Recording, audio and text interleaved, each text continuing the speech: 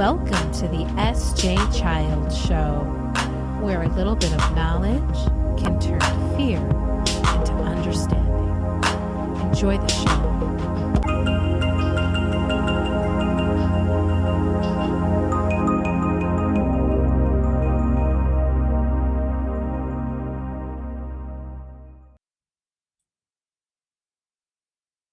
Hi, and welcome to the SJ Child Show today. Oh, this is going to be such a great conversation. I guarantee right off the bat, I already know it.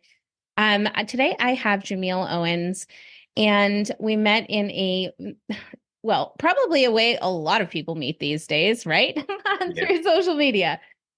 And it's so nice to be able to not only see what other people are doing across the nation, across the world, but be able to offer support and hear the support they're offering for their communities. And so without further ado, Jamiel, thank you so much for being here. Thank you. Thank you.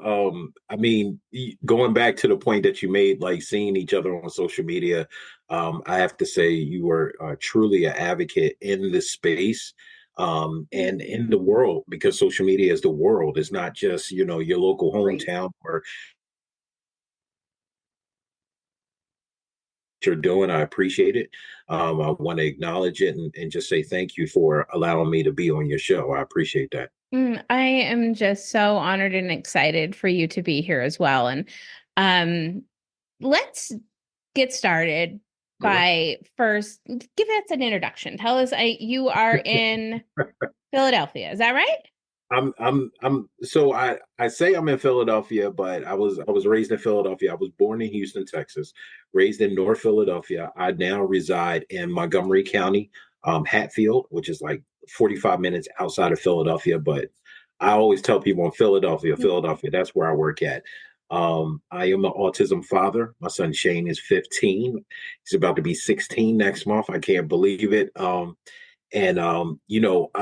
really here for the fathers, and I recognize that there is a seat at the table that's missing. And a lot of times people say, well, you have to make your seat at the table, and because due to different life circumstances, that can be hard sometimes. So I'm here to not only advocate for them, but also to share my story of how I didn't have that seat at the table, and now I'm going to say, in a lack of better terms, I run the table. But when I run the table, I make sure that everybody is sitting with me so we can all share and understand the connection that we have, in hopes of, bettering and most positive outcome for our loved ones who have autism or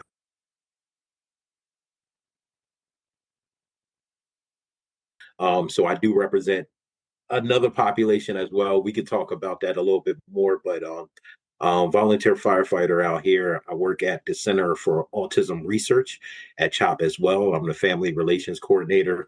Um, Used to be a corrections officer, so I do have law enforcement under my background too. So, jack of all trades. I used to do a lot of different things, but Wow.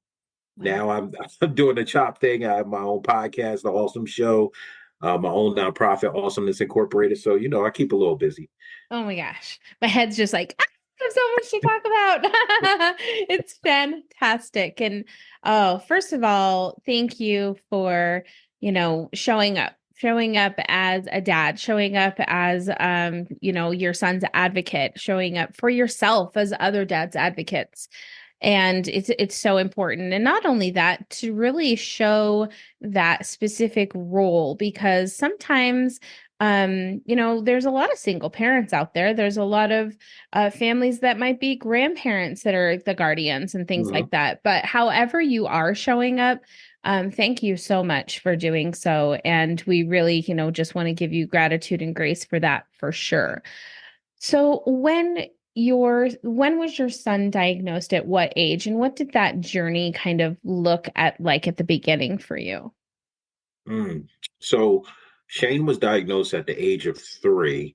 And I remember this. This was like really the defining moment in my advocacy journey, because I was the one that actually started to pick up on a lot of the quirkiness that Shane was doing. And I had the opportunity to relay this information to his mother. My wife, his mother at that time, my wife at that time, his mother. And I explained to her, like, I think something's going on with Shane, things that I can't really explain, but this is not quote unquote normal. So gotta please excuse because I'm keeping it transparent as possible. But at that time, I wasn't really Yeah. educated on some of the ableism in the language that we suffer from today. So some of the language that I want to express to you is because I'm living in that moment. Still, I see that moment and I reflect on that and I use that as a tool to explain the journey. So me and his mom, we both witnessed those things, those characteristics, and we decided to get him evaluated. And quite honestly, I remember I wrote an article about this. Actually, I was about to go on vacation. I was working in the prisons. I did overnight, and I was literally writing the article to stay up right before I went to vacation and sent it off. And it was about my journey. And I remember having a sense that I wanted to leave. Like I had this gut feeling that it was bad news that they were going to tell me something. And, you know, honestly, as men, we pride ourselves on that alpha male normalcy kind of mentality, saying that if we don't have children that are quote unquote normal or what's deemed normal, we don't want them. We want to start over, and that's what I suffered from. That I was just like, this can't be my child. This is not reasonable. Why do why this happened to me? I've already had a hard life. I don't need anything else. So after receiving the diagnosis, it was a stab to the heart. It was a stab to the ego.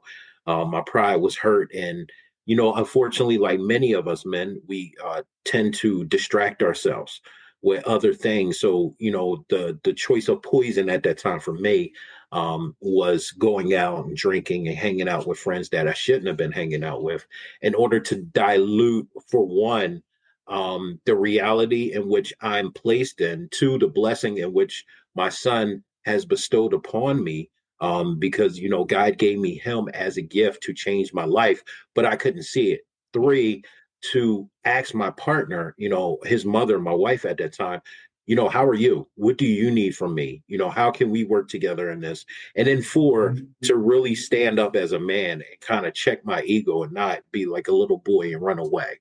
So, unfortunately, I was in that. I was definitely in that, and tried to use it and escape as a drug sort of, and it never fixed the problem. Obviously, because unfortunately we got divorced, um, which is another. We can go talk about that all day. It's another topic, Yeah, we're gonna but have to have another episode. yeah, exactly. But that hurt. It hurt.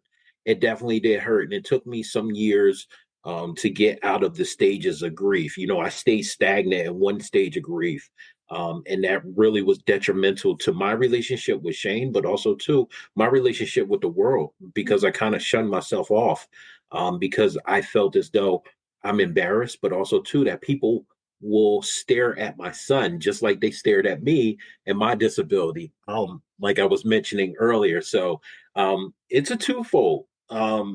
I say all of that to say this is that if there is maybe a father watching, listening to this, maybe there's a mother, a wife listening to this, um, it is a lot for a man to deal with a child that is not deemed normal in this society, because we pride ourselves on leaving our legacy. So we automatically think, how am I going to leave a legacy with a child with a disability? Once again, excuse me for the terminology, but with this, and in fact, your legacy will continue to live on and it will thrive through them, just like it actually thrived in my life through Shane. It actually course corrected my entire life through Shane. So yes, that's a lot to take in, but I just wanted to get my explanation out there to you. Yeah, it's beautiful, and I think that it's so much more relatable than it isn't. And I think that we each of us, no matter what type of diagnosis, it could be for, so many different things, but that ultimate initial fear that comes over you, that paralyzing, um, not in control of anything, of any Mhm. outcome at that moment. And it is just like, it's agony. And I say that with the same exact respect to the language, in that, at one point in my early advocacy, I had my husband and I had also shared the feelings that it was like grieving, and it was a really hard process. And we it wasn't until I had interviewed a self advocate who said that when his parents said that they had grieved, he was brokenhearted, and he felt like it was him who had brought this upon them. And it was that in that moment that I went, oh my gosh. And this is the process of learning language. This is the process of learning how we support others and hold their dignity in the same regard, is by making mistakes sometimes, or even having someone in a different perspective share with us, hey, that was hurtful for me. And, now I suffer from having to go through the process of letting that go. And so I quickly, in my kind of practice, started saying, if you can help it, don't ever let your child hear you say those words. But, you can use words like, it's overwhelming. Because boy, that's the truth. And that's It not is. demeaning to anyone. And it's never was never meant to be demeaning in any way. But the way other people perceive language is so personal. And you and I kind of in this seat that we're sitting at, like you said, have to be really delicate with those types of things. And so I love that you brought that up, because using, like normal and things, I mean, how else can we describe the understanding for someone who has never been in the situation to receive information? Like, where do they start? It's like standing in front of a wall, and people are like, just open the door. But it's not until you Mhm. back up that you see, oh, there might be a door in front of me, because you're just standing right in front of it. Exactly. Exactly. So you bring up very two great points that I want to touch on. The first thing is when I go into the grieving stage. So I'm a man of faith. I don't object my faith on anybody, but I'm a Christian. And to understand the grieving part is because you have to die to self. And that is a true living statement. And Shane has showed me that in living proof. We all have a problem with religion, or our spiritual beliefs, because it's not tangible. It's not anything that we can hold. Now they have a Bible app, but still we have questions about that, right? So to be able to be blessed with something tangible that says, yes, you must die to your selfish and cold and wicked heart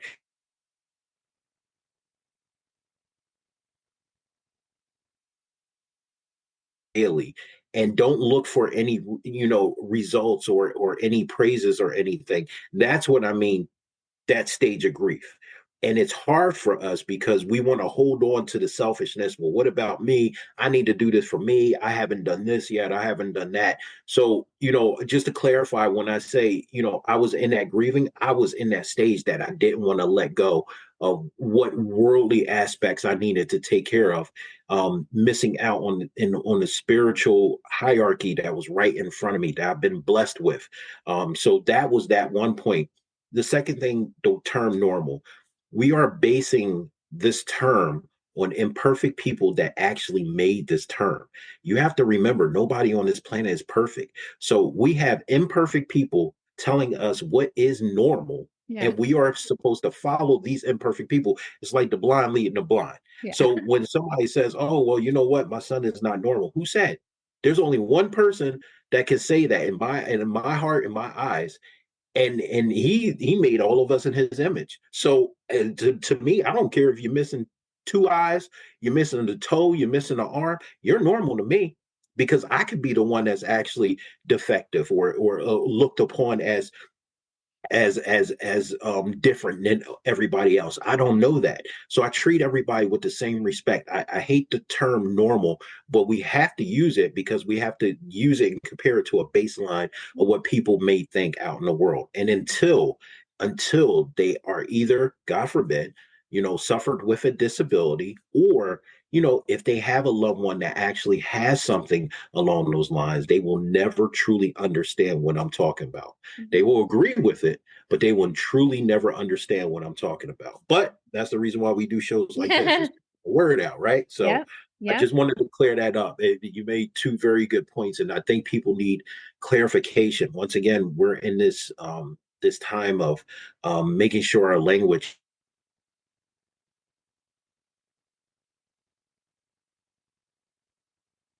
again, imperfect people made this dialect for us. So we're following a dialect of compassion, but at a 40%. And I'm going to give it a little bit here. But when you look at some of these other terms and words, they are really hurtful. We have to acknowledge that. Yeah, I like that. I agree with that 100%.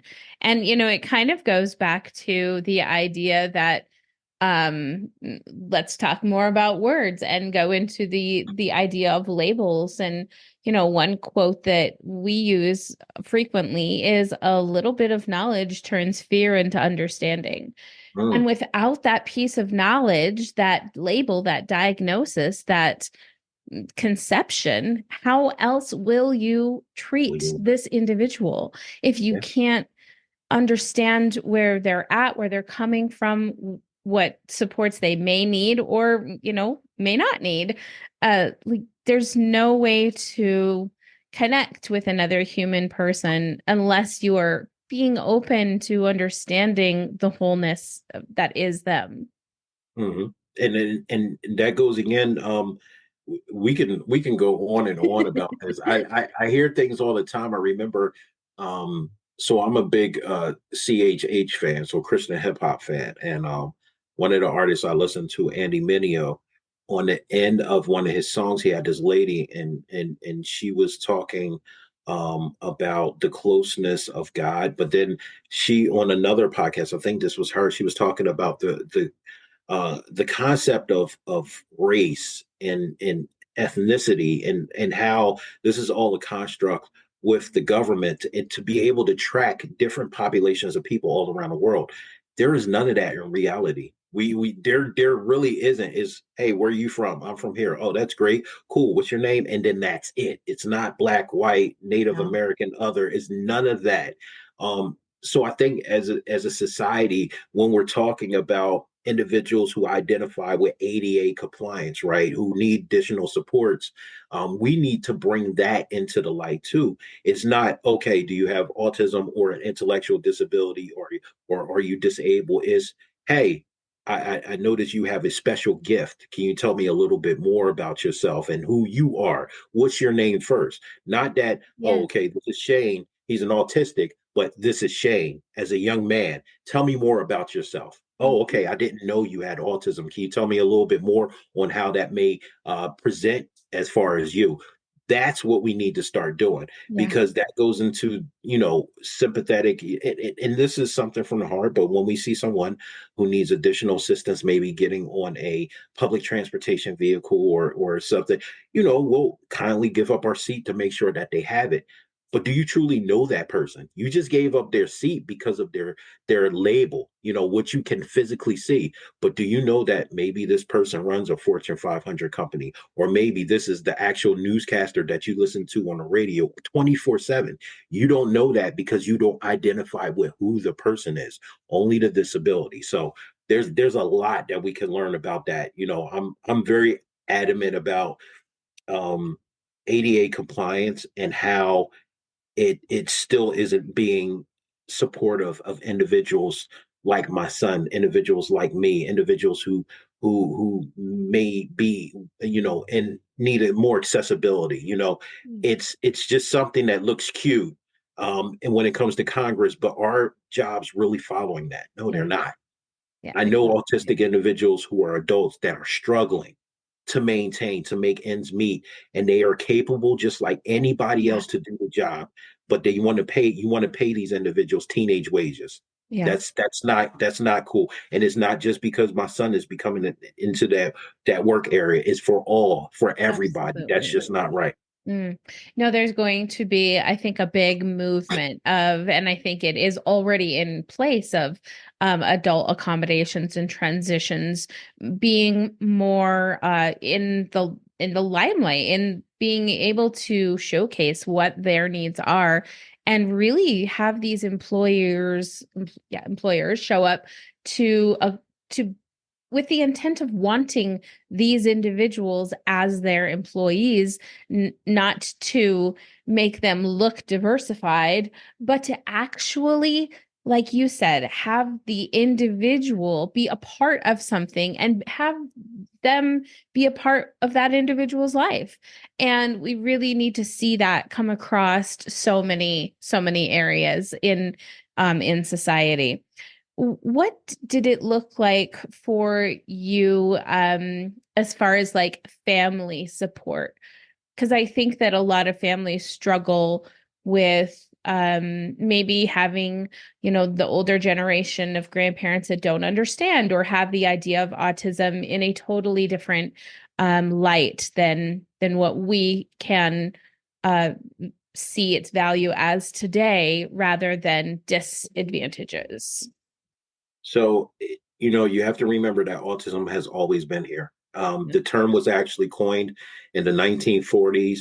Australian, psychiatrist was Leo Kanner, and Hans Asperger both worked together, and they basically helped coin the term autism. So 1940s to now, obviously, that's a long span of time. It has always been here. I think we as autism parents, or how I like to call ourselves, awesome parents, Mhm. need to realize that the first thing we need to look for is support within our family.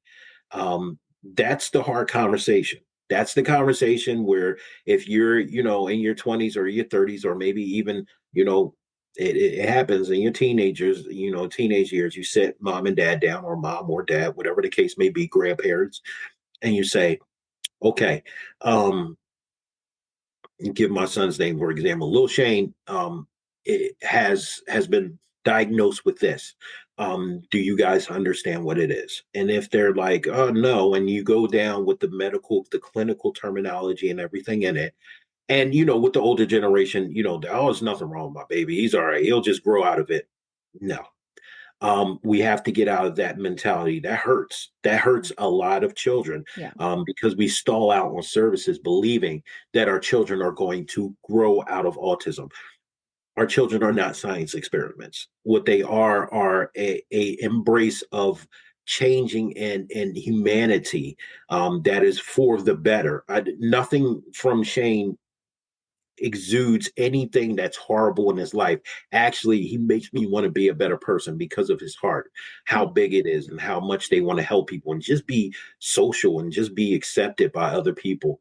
But it was, for me personally, I didn't have a relationship with my dad in my earlier years up to age 23.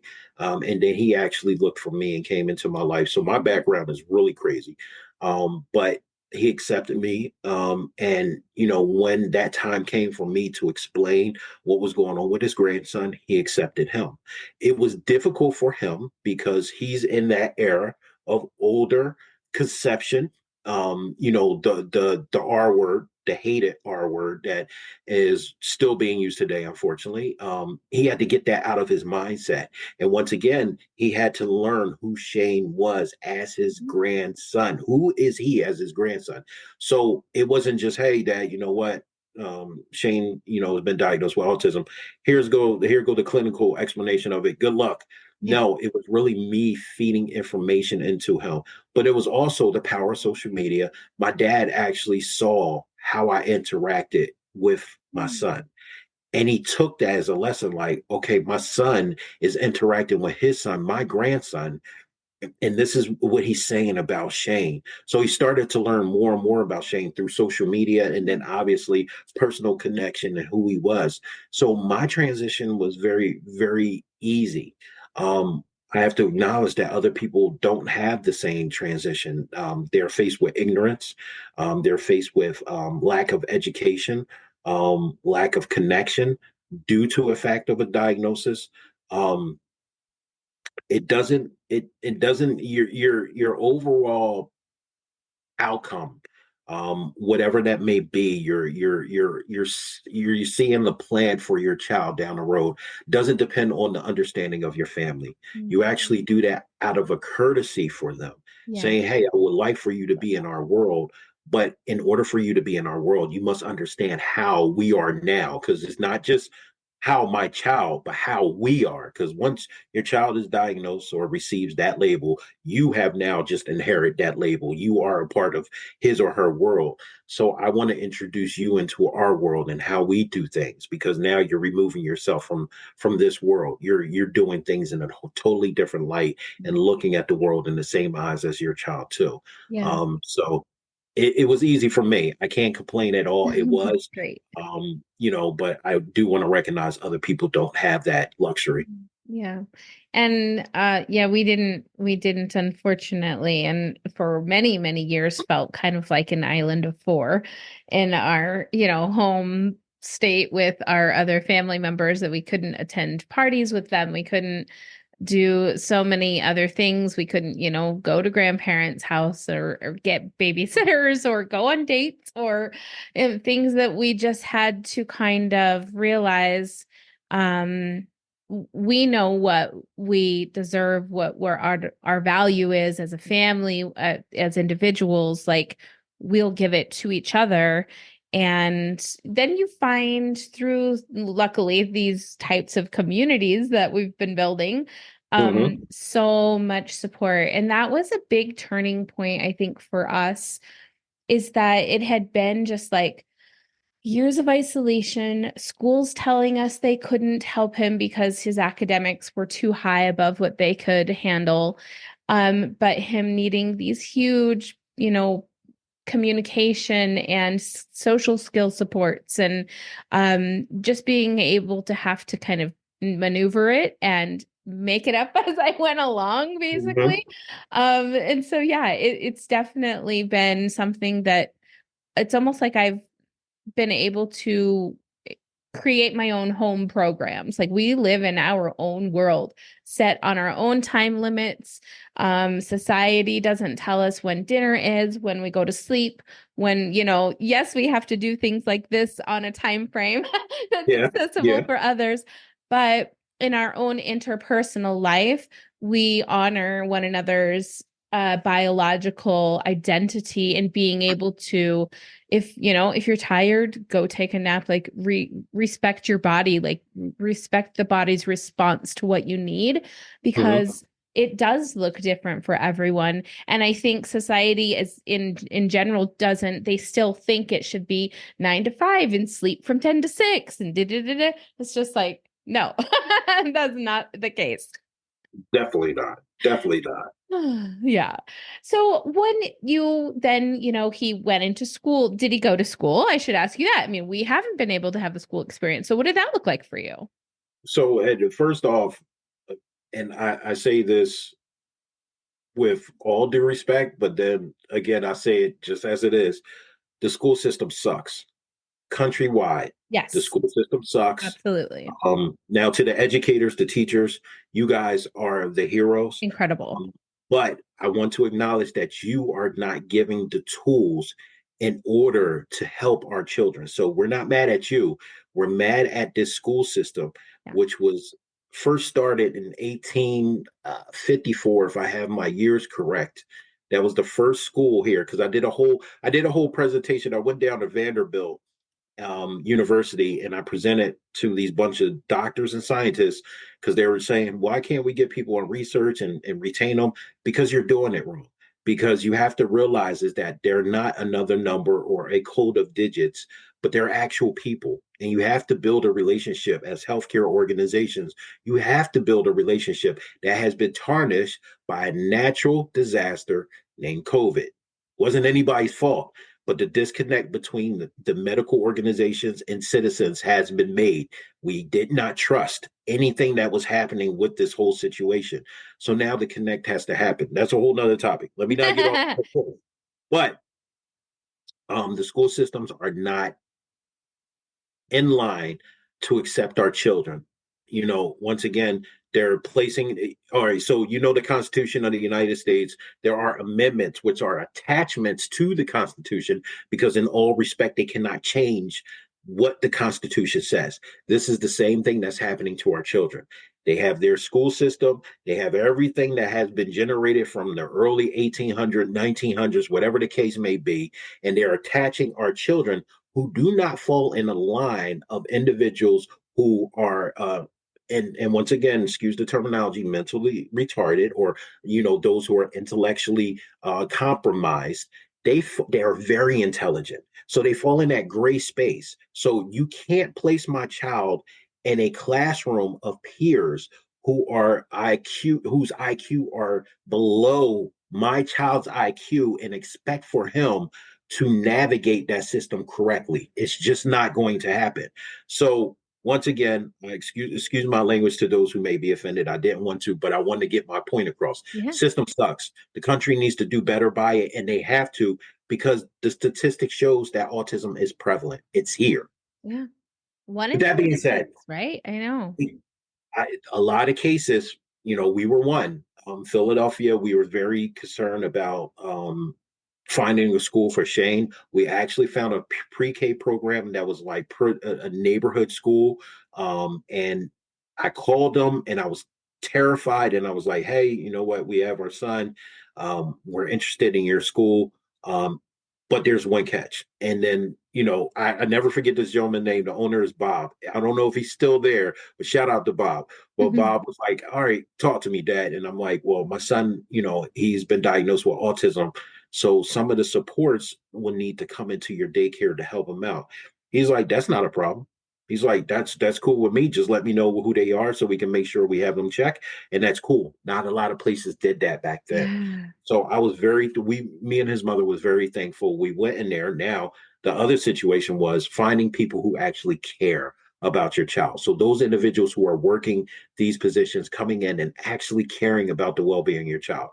I had to actually step in as my child's aide one time, and that was for 3 weeks because the aide that the organization has sent out wasn't doing her job at all, was not caring, and the staff at the school, the pre-K, told us like she's not doing Mm. well. So we got rid of her. Unfortunately, we had to. And Yeah, I has actually to happen. stayed in the classroom. So everybody knew me as Shane's dad because I was always there just in circle time. I had him on my lap. We was listening to circle time. It was the funniest thing ever. But once again, I got to experience that, right? So I got to be able to experience that to be able to sympathize where I'm at Mm. currently today and know that it can be done. Um, Graduated. He was actually with his peers. He was soaking up so much knowledge, and then going into the next level of school, elementary. We hit a road bump, and we explored. I'm not going to say the organization's name out of respect for them, but we enrolled Shane into that school, thinking that it would be better for him. And it turned out that he was actually absorbing a lot of the negative attributes of Mm. his peers Yeah. in that specialized school, Yeah. and we were seeing it. So me and his mother, at that time, we were going through divorce. She moved to Delaware County outside of Philadelphia and got him into an amazing school district out there that he's been since elementary up until now. And Wow. when I tell you he has thrived, I remember one day in particular, I was picking them up, and we had to go back inside the building, and everybody was like, "Hi, Shane. Hey, what's up, Shane? What's going on?" And I'm looking like all these older kids, and I'm like, "These kids know you?" And he's like, "Yeah." He's like, "They're cool. They're my friends." And I was like, it's like a parent's blessing. Like we love to hear that. Yeah. So, I've been once again, I've been blessed, and I have to give that to his mother, because if she never made the move, and it's an unfortunate thing that mothers and families have to uproot themselves in order for a proper education for their child. In this Yeah. case, if it wasn't for her, unfortunately, Shane probably wouldn't be in the best condition that he is today. So he is doing very, very well. And once again, I say this over and over again: the system is broken. The Yeah. system is not designed for our children at all. Mhm. And that goes into that transition. We're falling through the cracks Mhm. tremendously. Yeah, absolutely.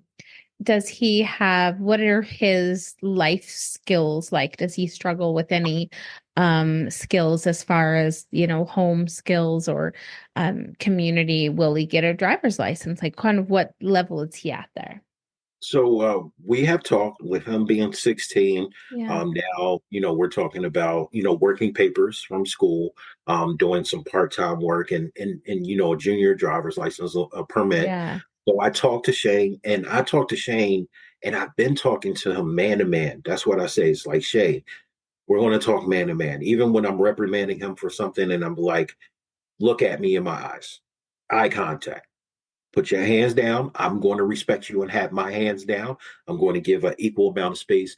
I'm going to talk to you in a very low baritone voice, and I'm not going to use any abusive language. I'm just going to talk to you to try to understand who you are. And it has been successful for me all of these years. And I asked him like, all right, so about driving. What do you think about driving? He's like, you know what? I think I want to wait until at least 17. Okay, respectable. That's fine. When you're ready for it, we have options. Either I can get you into a driving school, or if you would like for me to help you learn, I can definitely do that. And, I said, you don't have to give me an answer now, but just let me know. I said, but when you're in the car with me, just like I learned actually by watching my mom. I never studied the book or anything. I always watch my mom and I passed the test. Yeah. And I said, look at what daddy does. If daddy does something wrong, call me out on it. Let me know what I did wrong, but look at exactly how I am and look at your surroundings. The social skills part we're working on. Shane is social. He's social with older adults, just like many of our children. They Yeah. cling to older adults. So he likes talking to older adults or people who are interested in trains, just like him. You were working on his peers, how to be social, but he starts conversations. He warms up to the room. Um, just like all of our kids, neurotypical and neurodiverse, has no concept of money. If you gotta work for money, you gotta work in order to get paid. But he's getting that because we installed in the household. And parents, don't be afraid to do this. Chores, old school methods. Hey, you do this chore. This is how much you want to get for doing this chore. We installed that in the household, and I let them know, like, listen, things to help benefit you, like making sure your hygiene is together. Um, cleaning up your bathroom space, that's your personal thing. That's what you should be doing. You're not going to get paid for that. But doing the dishes for the household, taking out the trash, those are things that I'll be glad to pay you for. But things that you should be doing as a young man to maintain your own space, because that's the ultimate goal for you to have your own apartment, you're not going to get paid for that. You'll get kudos. It'll look great. Something that, I see in there that maybe you need to brush up on as far as cleaning. I'm going to direct you on that, but you're not going to get any accolades for that. Um, and parents got to keep in mind this can be placed in the IEP and it needs to be taught unilaterally, not only just the educators, but at home too, in order Yeah. for an effective system to be in place. It Yeah. has to. We talk about attraction to the opposite sex, very important. Our children are very obsessive. If they see someone they like, they're going to obsess over them. Yeah. I, I get it, but great analogy that I heard was it's a game of tennis. Take the ball, you serve the ball. Hey, my name is Shane. What's your name? Oh, I think you're beautiful. I would love to get to know you a little bit. Oh, you know what? I'm okay. That ball never came back over to you. So you know what that means? Game Move on. over. That's it. Right? Yep. Right? I So love it. I love tell it. him I tell him all the time to do that. So Shane is he's doing well. He's doing well. Obviously, we do recognize that our children, even though they present an age as 15, their conscious may be presenting of a 13-year-old or a year back or 2 years back. So I keep that in mind all the Yeah. time. He's progressing. He's progressing Yeah. on his speed, and he's understanding more and more. And I'm there to answer those questions and kind of direct them if Mm, I see him veering off. So I I love can't that. complain about that. He's really, really, really fortunate. Yeah, absolutely. He definitely is fortunate. I agree. Let's talk about what kind of, obviously this has all brought you to the passion that you have in now doing community work. And let's talk a little bit about that and the work you do in the community now. So it's crazy because I always wanted to protect people. So from earlier on, I did armed security in Philadelphia for like bars, clubs, venues. I always did that. Then I went into corrections. Then coming up here, I became a volunteer firefighter, which I still am. And it has never satisfied me as much as what I'm doing right now. I'm protecting people. I'm helping people, which is that's what I want. But as far as my true calling, this is my true calling. So my title is family relations coordinator. And basically what I am is outreach. So I go out in the communities, I let them know about what we do at the Center for Autism Research at CHOP, our research opportunities, but also two, which has been a prime directive by our infrastructure staff and our director, is we are a resource. We can't be a healthcare organization in middle of one of our most underserved communities in Philadelphia and not serve them, not know what their wants and needs are. So my job is to seek out in those neighborhoods that oftentimes are very hard to get into because of what's going out in society, unfortunately, racism and things of that nature. I'm here to connect all of us.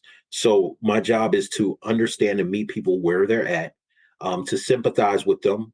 I do more because I tell them my story. Like, listen, I don't have a degree. I don't have a PhD, but this is what I do have live experience. And this is my story. And I break down those barriers and those walls. Simple equation. Simple equation. I sometimes people just make it very hard and it's like, no, empathy plus compassion equals results. That's it. That's the equation right there. Um, and it to me, when I sit back and I look, I don't think my manager or my director thought like really what they were getting when they invested in my position with me is because it's not the run of the mill following what everybody else is doing, is actually thinking outside of the box, innovative ways, not only speaking for the neurodiverse community, but befriending the neurodiverse community. I have many friends that are self advocates who are autistic themselves. And I learn from them each and every encounter, each and every day. I learn from them. That makes me a better advocate for myself, for my son, and for them as well. Putting on events, putting them together with other community organizations, entities within the community that are either embedded in this space or would like to be embedded in this space, and really making sure that parents and families are being connected with the right resources. That's what my job is. So when you do something you love, you really don't work. You just ask for more time. You wish it was more time and more Mhm. things that you can do for people. And that's where I'm at. But I love what I do. People ask me what you do. I tell them what it is. And, yes, I get paid. But you know what? It's a job where I'm like, this is something for my son. So he's Yeah. going to see this. He's going to benefit directly from all the work that I'm doing, along with all the other amazing people like yourself, like doing in this community. I'm just one little speck, a part of this big molecule that we're trying to create for Exactly. everything. So, yeah, Love it's it. this is amazing. It's amazing. It is. It is amazing. And it's so cool that we have this ability through the internet to be able to connect with so many people, because how else would we have ever been able to meet each other, to get to know what we're doing and know that we're kind of on, the same page. We're trying to do the same thing. We're trying to kind of get the same results with the broken education system, with the Mhm. fact that schools need to allow better, companies to come in and give aid to our children. The Mhm. fact that ADA appliances compliance is not being met across the Mhm. board, and there is just so much, so much to do, and so it feels like few people are, to do it. But really, like you said, when we can come together like this, when we can meet, and when we can bring each other together in events and things like that, you really can see the power of how it's going to make these movements happen. So we can only hope for the best, I think, in that case. What tell us about your podcast so people can go and listen and hear about that. I'm always shy because people, my wife tell me all the time, she's like, you should definitely be proud of your accomplishments. And I'm like, yeah, but I'm not doing it for the limelight. So, Yeah. that's just, I'm just like, I'm doing it. I've been doing it. Actually, the podcast was started back in 2014. So over a decade of Oh, really doing stuff to represent the Awesome Show. So I have the I love it. logo. That's the logo of the Oh, Awesome that's Show. It's like faded out a little great. bit, but Yeah. um, that's an actual picture of me and Shane. We were on our way to Great Wolf Lodge, and a follower, because I started the social media page first before anything, and I was just putting out videos and content and what I stood for and the reason behind it. And he reached out to me and was like, "Listen, I'm not an autism father. I don't have anybody directly affected by autism, but I believe in you so much, and I think what you're doing is great." And he's like, "Can I make your logo?" And I'm like, yeah. So he made my logo. He was like, "Do you have a picture?"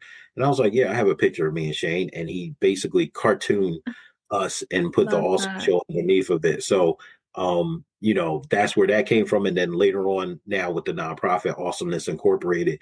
But the awesome show, I just felt like I needed to do more. I was doing, Autism Speaks Walk. I raised a lot of money for that. I was coming up with creative campaigns, and I was very proud of myself, but I felt like there needed to be more. More people needed to hear me. So I ran into acquaintance, excuse me, of an old friend who did an online radio show. And I was like, listen, this is my show. I think it will be a good fit for your online platform. What do you think? And he was like, okay. So it was going to cost you like 250 every 2 weeks, which I did not have. I really didn't have. Whoa. Yes. So I paid that every 2 weeks, and I came into his studio, which was in the middle of North Philadelphia. Every Saturday morning, my show was on from 9 to 10, no, 9 to 12. And what I did was I solicited all the guests. I researched all the content. So what I found, different topics that I thought about that I wanted to know about, or things that I heard while doing community events that people were asking me or wanted to know about.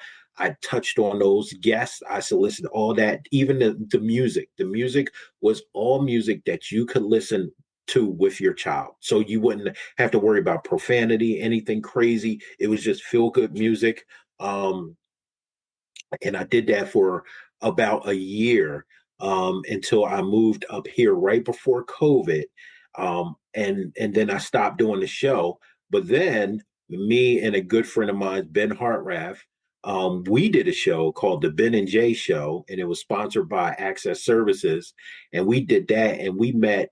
The directors from Hero Elementary. We met one of the Baldwin brothers who has a child with autism. We met so many amazing, famous people, through that venture. And then my wife was like, "Well, when are you bringing back the Awesome Show?" And I was like, "Well, you know what? You're right." So I bring it back once again, online, using online platforms, so social media, to do the interviews, IG. And then after that, I got an invitation to do online television. So the Awesome Show was actually on online television about 2 years ago, a local television station here in New Jersey. So I did the television show with that, and then once that the owner of the company, the television station, he said, "I actually have a nephew that has autism. So I believe so much in your cause. I want to give you 30 shows for free." I didn't pay anything. He just gave me 30 Wow. episodes for free. I said, great. So I had guests on there. I did my thing with that. Then I came back after that and I was like, okay, well, I'm gonna just continue the podcast, which is I try to keep up with it, but I get to the point where now I have to. Yeah. Then a fellow firefighter out of New Jersey who follows me on social media, they have a Christian radio network called Wiz Radio. Shout out to DJ Wiz, and he was like, I think your show would be good for my platform. So now I'm on Wiz Radio every Saturdays from 9 to 10 o'clock. And that's online radio. So now the awesome show is now still a podcast on Spotify, Apple Wow. Podcasts, wherever you podcast at. And then now you'll be able to hear me on Wiz Radio as well too. So Oh, I'm definitely blessed. I didn't think that that would happen, but we're still pumping out great conversation, great topics to talk about. My last podcast episode was talking about sexual abuse in the autism community. It's a real mm, thing. yeah. I took a certification class for sexual abuse in general in the neurotypical community, and you have to think about, okay, well, what about autistic individuals, non-speaking, speaking, those that need more supports, those with limited supports. It's a lot of, unfortunately, it's a lot of sexual abuse going on with our children, Mhm. and we have to be cognizant of that. So, Yeah. yeah, Wow, that's a lot of work.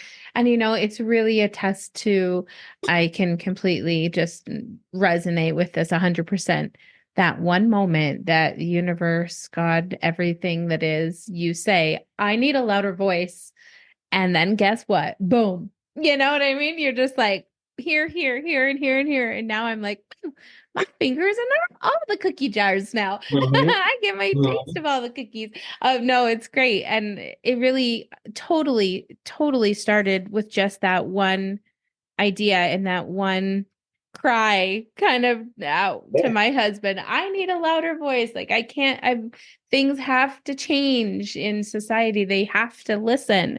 And here we are today, right? 100 and 270 interviews later, look at and that. here That's we a lot. go. That's a lot. That is a lot. Trust me, from one creator to the next, that is a lot. You should be very, very proud of Thank yourself. you. That And is a lot.